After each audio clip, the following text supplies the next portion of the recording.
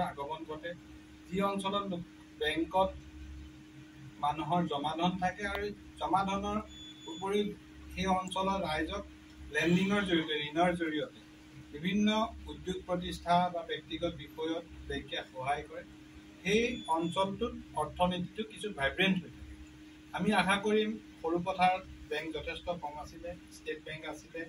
apex bank Assam Gramin Vikash bank আৰু UBI এতিয়া Punjab national bank private ছেক্টৰৰ বেংক বুলি ক'লে ICICI বেংক বা HDFC বেংকে যথেষ্ট এগ্ৰেছিভ বেংকিং কৰে যি বেংকিঙৰ জৰিয়তে আমাৰ উপভোক্তাসকল উপকৃত হয় বিশিষ্ট বিধায়ক সৰুপথাৰ সমষ্টিত জনপ্ৰিয় বিধায়ক বুলি ক'লেও ভুল নহয় আৰু খণ্ড উন্নয়ন বিষয়া তমসা দাস প্ৰমুখ্যে বেংকৰ যিমান কেইগৰাকী জ্যেষ্ঠ বিষয়াৰ উপস্থিতিত আজি শুভ উদ্বোধন কৰা হ'ল এইটো এটা সঁচাই ঐতিহাসিক দিন আজিৰ কাৰণে 1 জুলাই আমাৰ এই দিনটো সদায় সৰুপথাৰৰ কাৰণে এটা উল্লেখনীয় দিন